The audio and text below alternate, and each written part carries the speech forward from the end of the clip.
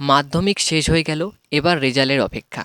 তোমরা অনেকেই জানতে চাও যে মাধ্যমিকে কত নাম্বারে পাস এবং first division, second division, third division কত নাম্বারে, এবং তার থেকেও যে বিষয়টা তোমাদের জানার বেশি আগ্রহ সেটা হচ্ছে যে সর্বোচ্চ গ্রেস মার্ক কত দিতে পারে।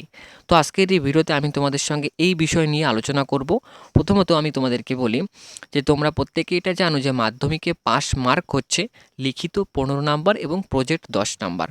25 নাম্বার কিন্তু পাস মার্ক, এবং তোমাকে প্রত্যেকটা সাবজেক্টেই পাস করতে হবে, কোনো একটা সাবজেক্টে ফেল করলে কিন্তু হবে না।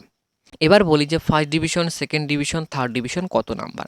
তো দেখো, ফার্স্ট ডিভিশন হচ্ছে 420 নাম্বারে, সেকেন্ড ডিভিশন 320 নাম্বারে এবং থার্ড ডিভিশন 240, সম্ভবত থার্ড ডিভিশন।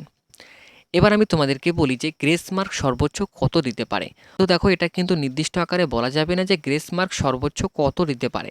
তবে দেখা গেছে যে 1 থেকে 4 কিংবা অধিক কিন্তু গ্রেস মার্ক দেওয়া হয়েছে একটা সাবজেক্টের জন্য।